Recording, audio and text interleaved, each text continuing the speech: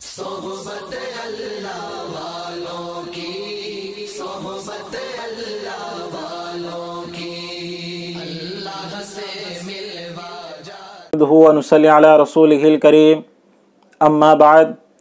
उम्मीद है कि नाज़रीन इकराम आप सब खैरियत से होंगे। अल्लाह तबारक व तआला का हम और आप पर बेइंतहा करम है व फ़ज़ल है कि अल्लाह तबारक व तआला ने हम और आप को ईमान की दौलत से सरफराज फरमाया गए और क़ुरान की दौलत से हम और आप को मालामाल फरमाया गए कि क़ुरान एक ऐसी दौलत है कि जिसको अल्लाह तबारक व तआला ने हम और आप के लिए हिदायत का ज़रिया बताया गया। आज के इस वीडियो में हमारा बयान करने का मकसद ये है कि हम अपने परवरदिगार को, जो रब हमें ईमान की, क़ुरान की और हर चीज़ से अल्लाह तबारक व तआला ने हमें नवाजा है, आखिर हम लोग अपने परवरदिगार से कब तक रूठे हुए बैठे रहेंगे और हम अपने परवरदिगार को अगर हम मनाना चाहेंगे तो कैसे मना पाएंगे? हमारे अल्लाह तबारक व तआला को हमें कैसे मनाना है, ये पूरी तफसील हम और आपको इस वीडियो में हम बताएंगे। क्योंकि आजकल के हालात हम जगह जगह देख रहे हैं, हर कोई बीमारी के एतबार से परेशान है या कोई सैलाब के एतबार से परेशान है। जगह जगह देखने को ये हादसात मिल रहे हैं कि किसी जगह मकानात डूब गए हैं तो किसी जगह पूरी बस्ती की बस्ती डूब रही है, या किसी जगह किसी इलाके में मुहलिक बीमारियां, अजीब किस्म की बीमारियां आ रही हैं। तो आखिर हमने कभी ये सोचा है कि इस तरह के हादसात या इस तरह की बीमारियां आखिर क्यों हो रही हैं, क्यों आ रही हैं इस तरह की चीज़ें?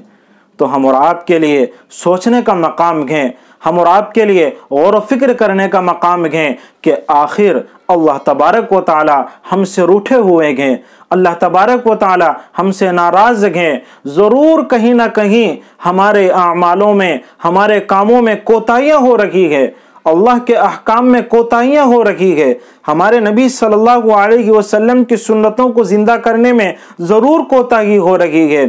तो आज की इस वीडियो में, आज के इस मजलिस में हमारा बयान करना यही मकसद है कि आज हम अपने परवरदिगार को मनाएंगे, आज हम अल्लाह तबारक व तआला से अपने गुनाहों की और मग़फ़िरत करवाएंगे, अल्लाह तबारक व तआला से सामने बारगाह में हम गिड़गिड़ाएंगे कि अल्लाह तबारक व तआला के सामने अल्लाह के लिए हमने जो नाफरमानियाँ की थी, नबी सल्लल्लाहु अलैहि वसल्लम की सुन्नतों को जो हमने छोड़ रखा था, और आज हम अल्लाह से वादा करेंगे कि मेरे परवरदिगार कि हम आज से वादा करते हैं कि हम कभी भी गुनाह नहीं करेंगे, हम नमाजों की पाबंदी करेंगे।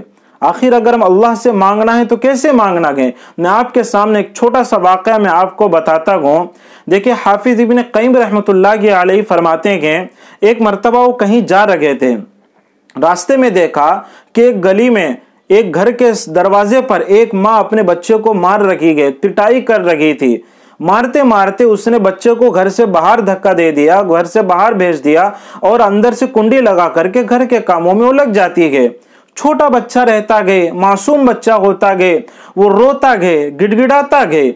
थोड़ी देर वो रोने के बाद चौराहे पर, गली के किनारे पर हो जाता गए और वहां से फिर दोबारा वापस आता गए और दरवाजे पर खड़े होकर के फिर रोते रोते आखिर उसे आंख लग जाती है, वो वहीं दहलीज पर सर रख करके सो जाता है। अब काफी देर हो जाती है, माँ भी भूल चुकी होती है कि बेटा मेरा बच्चा बाहर गए।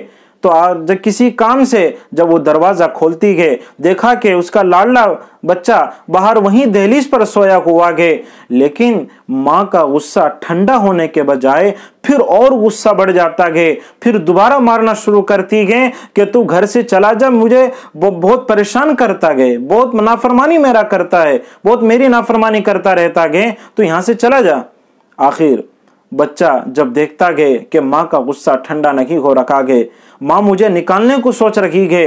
वो बच्चा कहता है कि माँ देखिए, मैं यही सोच करके मैं गली के किनारे तक मैं चला गया था। मेरे दिमाग में बात भी आ गई थी कि मैं कुछ कमा लूंगा तो मेरा गुजारा हो जाएगा, मेरी जिंदगी कैसे भी चाहे गुजर जाएगी। लेकिन फिर मेरे दिमाग में, मेरे जहन में बात आई है, ये फरमाया कि अगर कहीं मजदूरी भी अगर मैं कर लूंगा, मुझे 2 वक्त की रोटी भी मुझे मिल जाएगी, या कहीं मैं जॉब भी कर लूंगा, मुझे रहने के लिए छत भी मुझे मिल जाएगी। लेकिन माँ अगर कोई चीज नहीं मिलेगी तो आपकी मोहब्बत मुझे कहीं नजर नहीं आएगी। आपकी मोहब्बत अगर मुझे चाहिए तो सिर्फ इसी 4 दीवारी में ही मुझे मिलेगी। मैं आज से इसी दहलीज पर मैं पड़ा हुआ हूं, चाहे आप मुझे मारें, चाहे आप मुझे निकाल दें, मैं इसी दहलीज पे मैं पड़ा हुआ रखूंगा। मुझे आपकी मोहब्बत की जरूरत है। जैसे ही बच्चे ने ये अल्फाज निकाले, माँ उस बच्चे को फौरन सीने से लगा लेती है और उसका माथा चूमती है और अपने अंदर घर में लेके चली जाती है। हाफिज इब्न क़य्यिम रहमतुल्लाह की अलैह ये पूरा मंजर देखते हैं और फरमाते हैं कि जिस तरह इस बच्चे ने अपनी रूठी हुई माँ को मना लिया है, तो हर ईमान वाले के लिए, हर मुसलमान के लिए चाहिए कि वो भी अपने परवरदिगार जो रूठा हुआ है उसको भी इसी तरह मनाए कि ए मेरे परवरदिगार, आपके दर के अलावा हमारे पास ऐसा कौन सा दर है जहां हम अपनी मगफिरत करवा सकेंगे, जहां हम अपनी जरूरतों को आपके सामने हम रख सकेंगे। ऐसा कोई दर हमारे पास नहीं है, आपके अलावा कोई दर हमारे पास नहीं है। ए अल्लाह जी, आप हमें चाहे अपने दर से भगा दें या अपने पास ही हमें रख लें, हम आपके दर पे ही पड़े हुए हैं।